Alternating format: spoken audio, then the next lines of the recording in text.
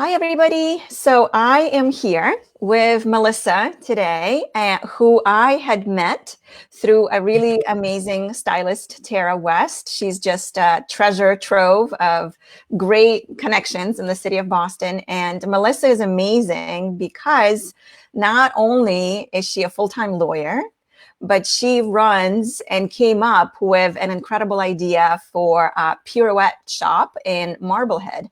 So I'll let you introduce yourself, Melissa, because you're doing so many different things, and we'll get started. Thank you, and thanks for having me. Hi, everyone. My name is Melissa Lorenzo-Hervé. I'm based here in Marblehead, just north of Boston. I grew up in Miami, though, and moved here from the New York City area. And I work full-time for a legal publisher as an attorney editor, as Diana was mentioning. And then a few years ago, I started this company called Pirouette. I'm wearing one of our pieces. The idea being that women are wearing so many hats in one day and having to do so many things in one day that we needed our uniform too. And so I was inspired by men's dress shirts, and I wanted to come up with the perfect day to night multitasking dress. And I came up with this pencil skirt version of a shirt dress, which is what I'm wearing. And then I created an A-line version of it. And that grew into other pieces that work in different ways, sort of like Transformers. You wear them one way during the day and a different way at night. And little by little, I've been growing the awareness and the marketing all through pirouettenyc.com, which is the website. It's all direct to consumer. And all of our pieces are made in New York City's garment district. That's incredible. So you have quite a background. I love the story about your grandmother and how she was the one that you spent time with, and there was this big Cuban family. So tell us, what is it like to be part of this experience, and what was it like growing up with her in Miami, and how that shaped you? Sure.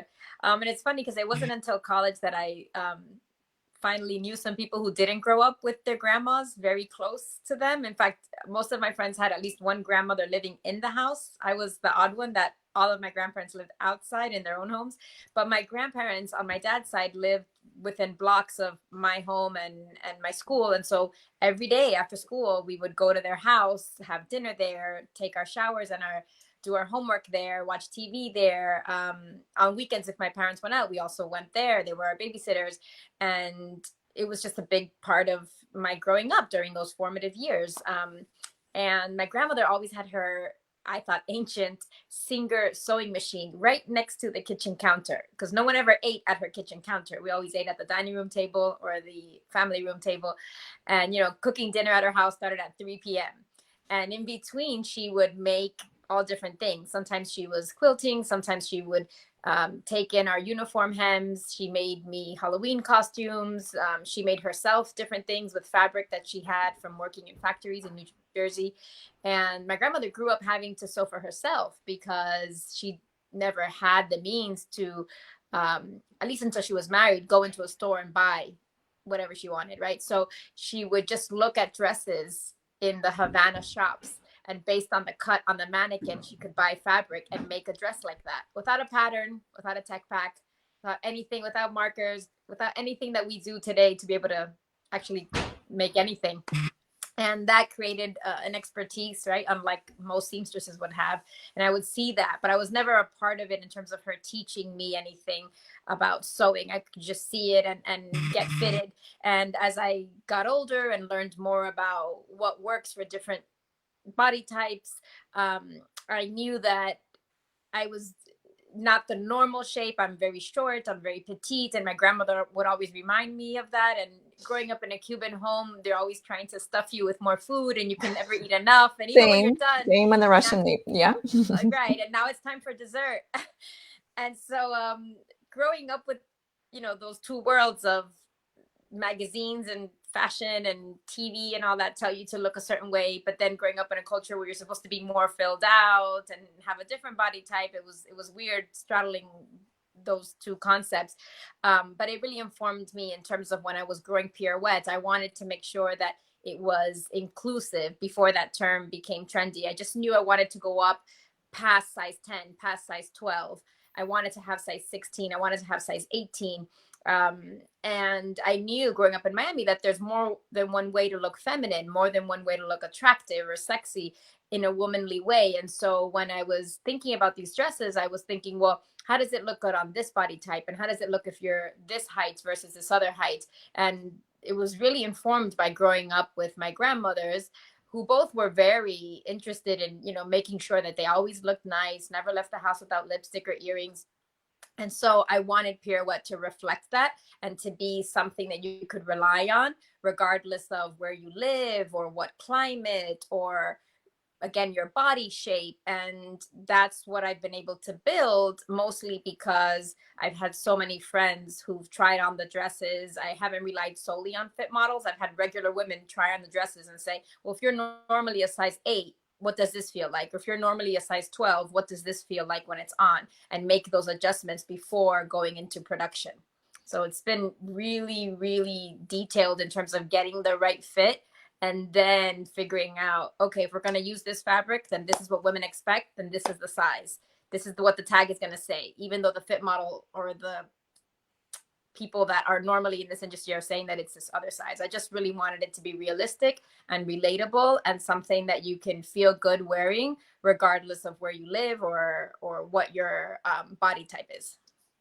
That's amazing. And I have to say, I love Miami specifically because of that very vibrant and joyful celebration of multicultural values and ways a woman can look amazing regardless of her size and shape. And everybody's just so proud and enjoying life. And I think that's what gets me coming back to Miami more and more, is that it's just that place that is full of tons and tons of different cultures and tons of positive energy. So amazing for you to have grown up there. And now you do so many different things. You have a full-time job, you have 2 kids, and you're running this business, which is growing. How in the world, and that's a question I get a lot, obviously, is how in the world do you do all that? Where do you find time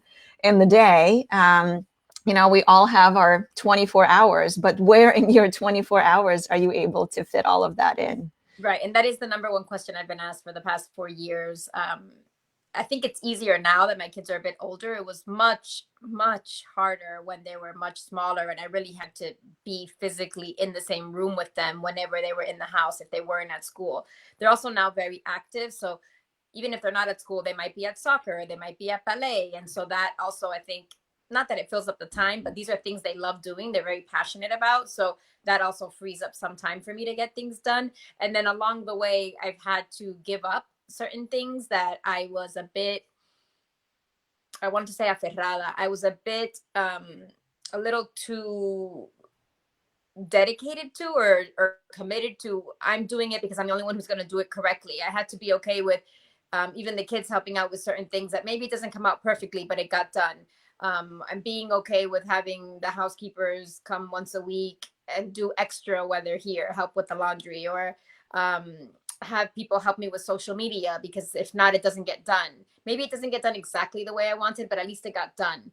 And just being okay with investing and having experts help out with Pirouette instead of having me think about doing every single thing.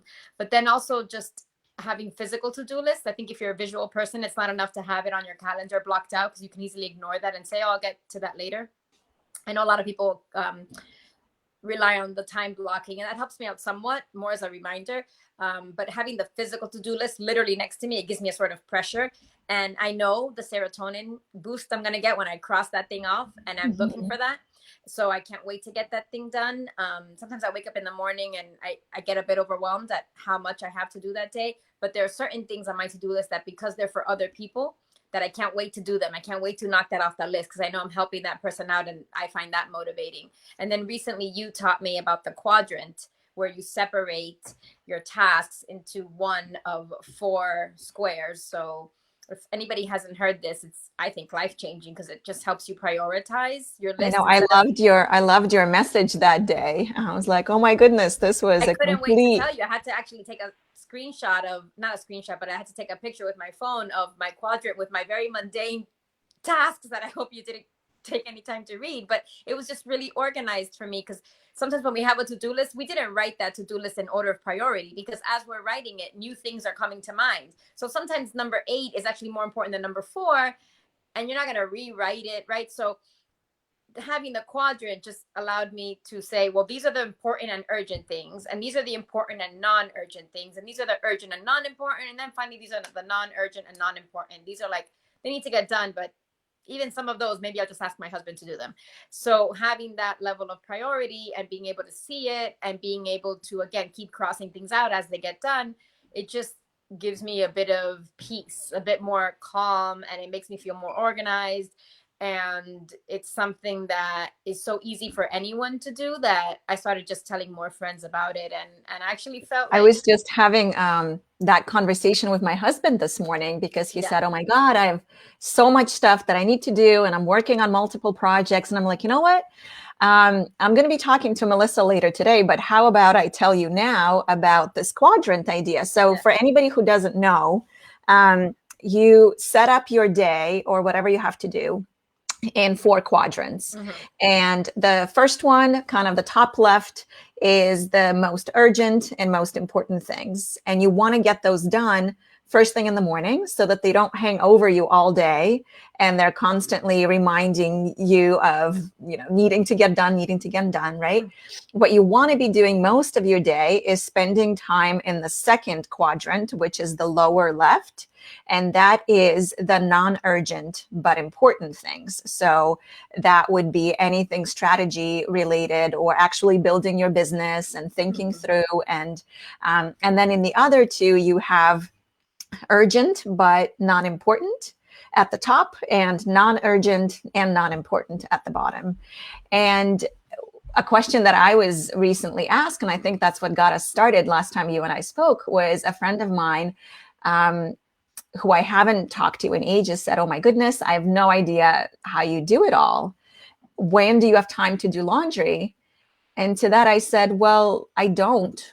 I delegated that to my husband. And I think a lot of things that we feel we have to do are not really things that we have to do. There are other people in our family, just like you said, we now have kids doing the dishwasher. And I know that I'm going to be looking for that fork forever, because it's not where I would typically put it. But they did it, and it was done, and they're the ones that are sorting their laundry. I'm not the one doing it anymore. And it's not going to be perfect. There's still going to be socks lying around in random places, but at least it's done, right? So it's knowing what can you delegate so that you're not the one that is constantly feeling like you need to control everything, and what absolutely has to get done today, and how can you rearrange that time during your 24 hours so that you get some sleep in, which I think is very, very important. I definitely want to make sure that I get at least 7 hours of sleep in, and also get everything done on your list. So thank you so much for bringing it back to that and sharing it. Now, the idea for Pirouette, coming from being a lawyer, which is totally unrelated, right? And you would think somebody who's gone to law school, who has a career that she's in the middle of, like, what prompted you? How did Pirouette come to mind? Like, where did that little seedling of an idea come from, and how did you develop it, not really knowing much about the fashion world and manufacturing and all that? I knew nothing about manufacturing. I knew nothing about marketing, which I think is one of the biggest factors when you're launching a consumer-driven line or a fashion line. I'm thinking of myself walking near the copy machine, wearing this specific dress I had, very old dress I found at Macy's. It was navy with white polka dots, very typical basic shirt dress, but I would always get complimented when I wore it. I loved wearing it because it was one and done. I just put that thing on with flats. And at that time I was commuting with my little girl from Hoboken into Manhattan, taking the 7th train across to get from the west side to the east side. And so I always needed things that could just very quickly, get me in and out of the train with my little girl, and then drop her off at school and pick her up. And I thought, well, I wish there was a version of this dress that were more elevated, because it's a very basic cut. The skirt goes like that, kind of like a long shirt, and then the belt is made from the same fabric as the shirt.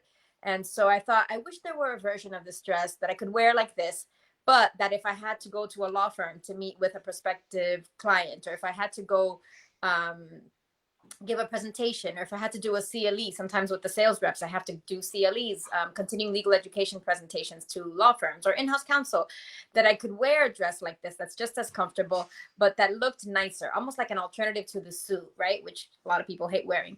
And in my mind, I thought, well, this should be pencil skirt. It shouldn't go out, because women would complain, well, I don't want it to look wider I don't want it to make me look wider. And I would read how Tom Ford, the first thing he thought about when he was designing was always the hips. Whether he was designing for men or women, he would always focus on the hips, and how it's a very elegant look when you can narrow that area of the body.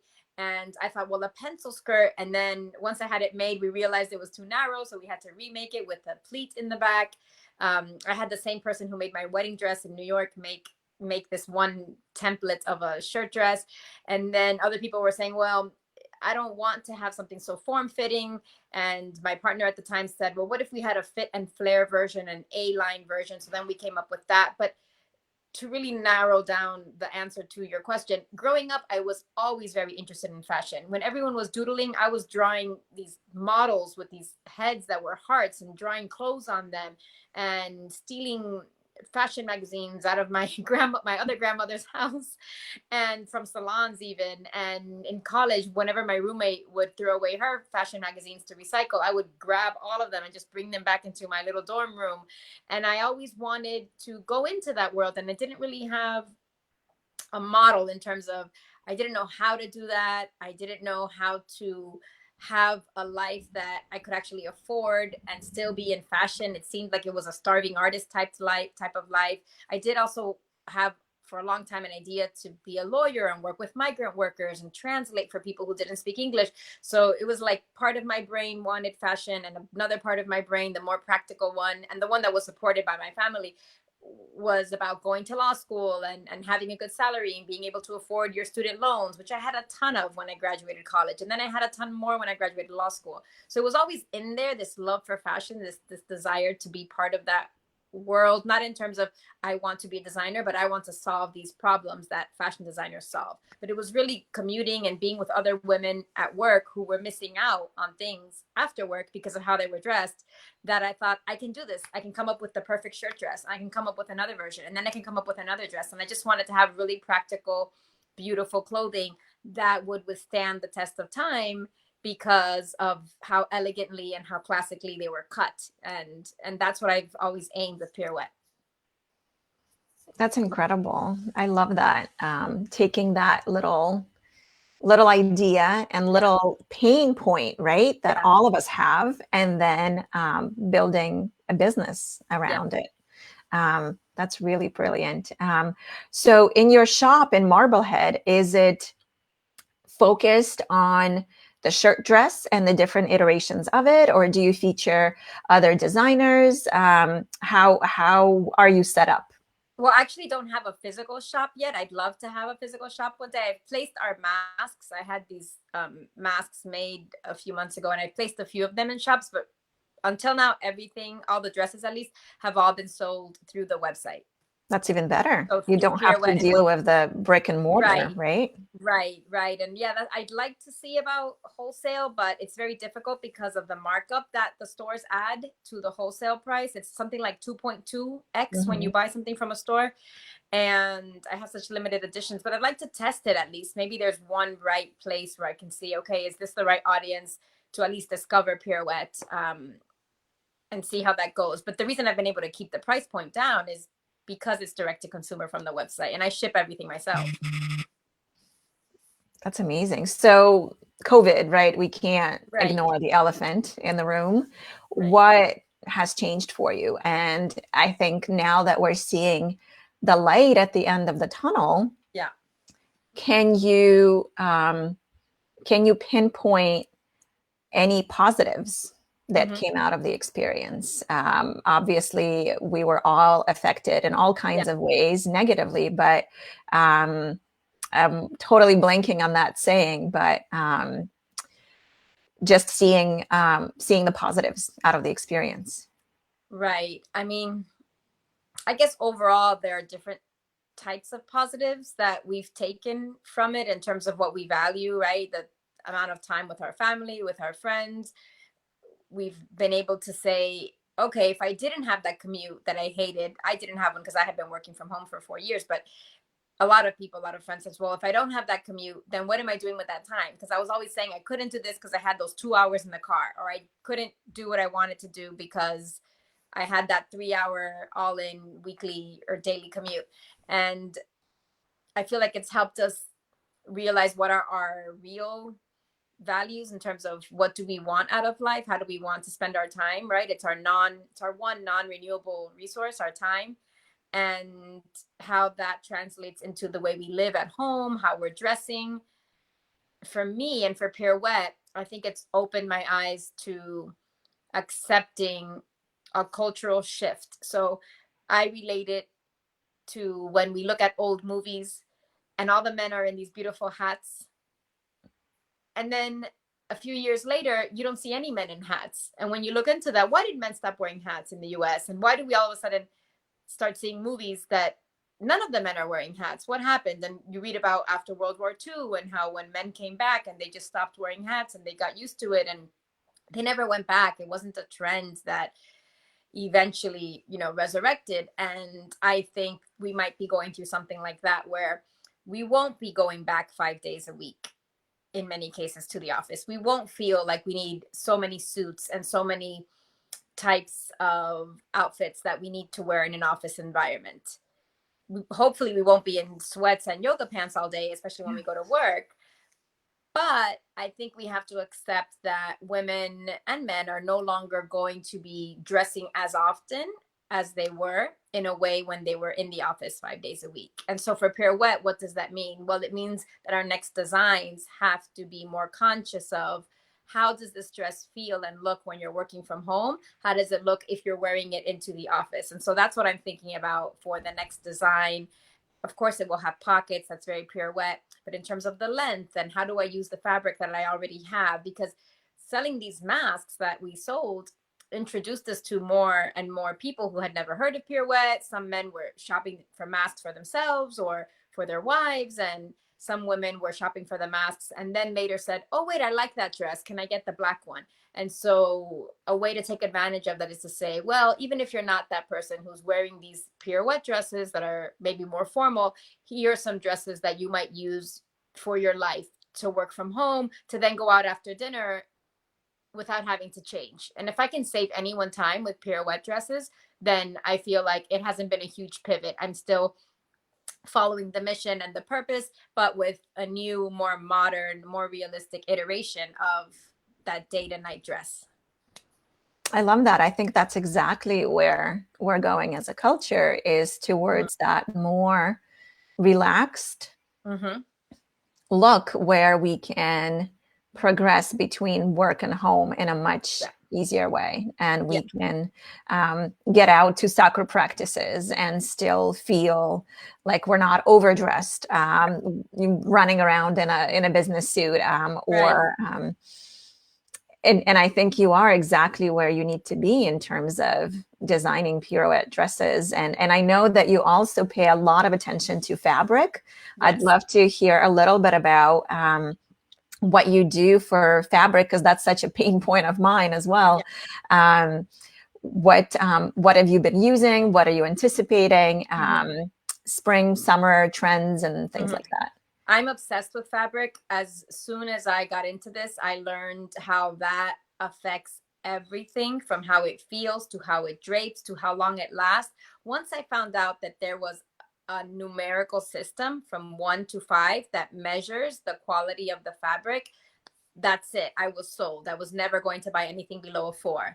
And I think once you learn that type of insider information, you really, really fall in love with being able to provide that, because the consumer might not know, oh, this is a 4, this is a poly blend, or this is a French cotton versus an Italian stretch jersey. They might not know that level. They might not even read the tag, but they know that every time they wear that dress, it never loses the stretch. They know that every time they wear that dress, it feels so good, right? And so I'm doing that behind the scenes. I don't expect anyone to be as obsessed with that level of But I think the great. consumers are getting a Well, lot now more younger knowledgeable, right? consumers, yeah, And younger, paying a lot more attention.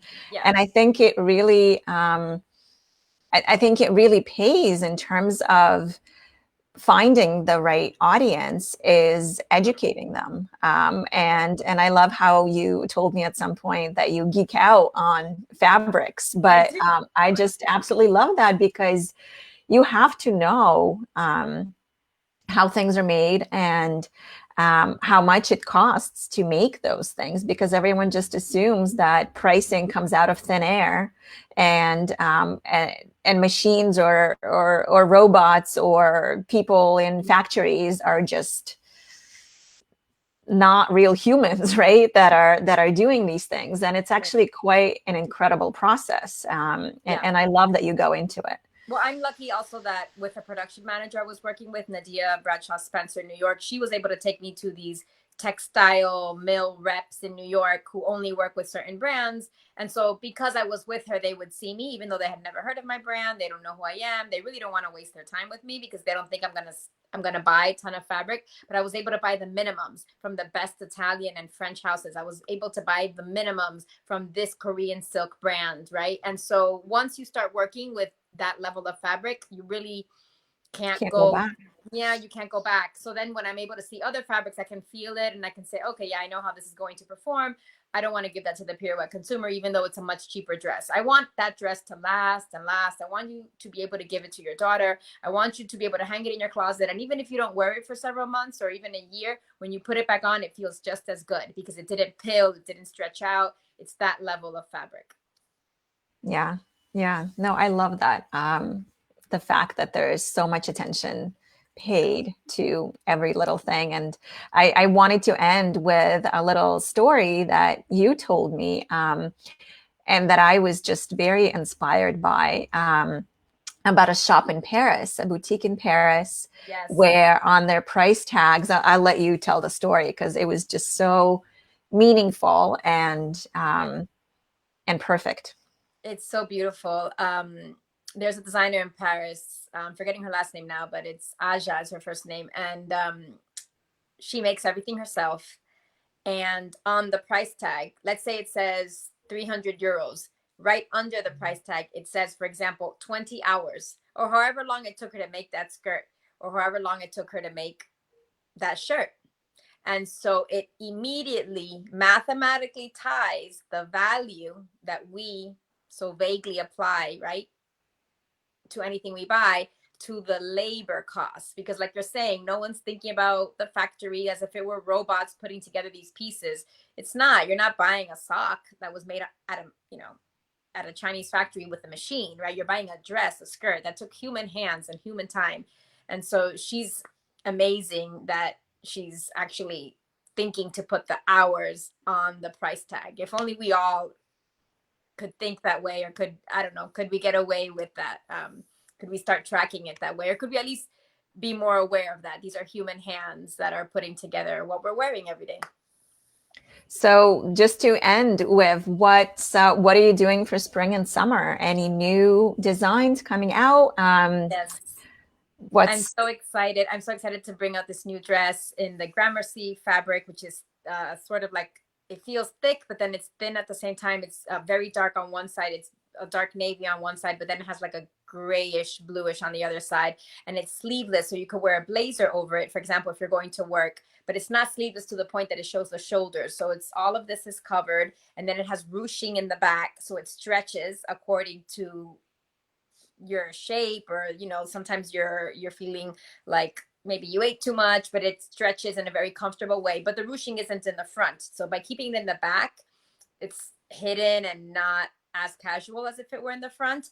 And then it has pockets, and it has a pretty long length so that it can sway a bit, so it sort of feels like a maxi dress. But whether you wear it with heels or sandals, you can dress it up or dress it down. The one thing I haven't gotten 100% final yet is the front. How low to keep the V? Can I make it so that it has like a little hook on the inside instead of a button, so that if you want to have a higher neckline, you can. If you want to have a lower neckline, you can. So that's the one thing that I'm still tweaking. I'll probably ask a few Pirouette fans to see what they decide. But I'm happy to have a long, flowy dress that you could work from home in, you could run errands in, you can meet your girlfriends for lunch or dinner or coffee and still feel like, no, everything works in this dress. I feel happy and I feel like I can get things done and I feel pretty because it's a dress. I'm not in yoga pants for the 5th day in a row. Yeah, totally with you on that one. Yeah. And that it's funny because that is the exact same thing that I'm struggling with right now is figuring out the neckline for the Really? maxi dress. Yeah, I just can't. And you know what? I think DVF kind of ruined it for us because it was just such an easy like wrap thing. And that's, you know, like that's one option. And then it's just tough to figure out what works because you want it to be summary, but you also want it to be appropriate. And you want it to fit different body types. And that's the struggle. That's an area where women vary so much, right? 2 women could be size 2 or 2 women could be size 14, but in this area, in the torso, you could just be completely different measurements. And so, yeah, usually my solve everything is, well, just make it adjustable. But then how do you make it adjustable? Because you don't want it to show that it's adjustable, right? So that's why I'm thinking maybe an eye hook, if I can see how that would work, a black eye hook behind. I just don't want it to be visible. Maybe it can flip down. This is where the engineering part has to come in and trial and error. Yeah, yeah, it's tough. That's exactly what I'm going through right now is figuring all of that out. I'm glad we're on the same plane. I don't have to feel like I'm the odd one out. Yeah. Well, thank you so much for being here. This is great. And it's amazing to see someone on such a similar parallel journey and know that you can have it all, right? You can have a family, you can have a passion business, and you can be successful in your daytime job at the same time. And it's just a matter of figuring out your priorities and scheduling your time the best way possible. That's it. Once you figure out your priorities, you don't feel bad about letting go of certain things or missing out on certain things. Like, oh, but then I don't get to watch this show, or then I don't get to do this other thing. Most of those things are waiting there somewhere. You could do them later. You could read that book later. You could watch that show later. But once you have your priorities, you feel good about focusing on the things that are most important to you. Yeah, for sure. Well, thank you so much. Thank you for having me. I look up to you so much. Yeah, of course. And we'll have to do this again someday when the new line comes out. Well, both of our lines come out. Oh, that'll be cool. We can both show each other our new dresses. That'll be so cool. Yeah. All right, let's plan for that. All right. Thanks so much. Bye. Thank you. Bye. Bye.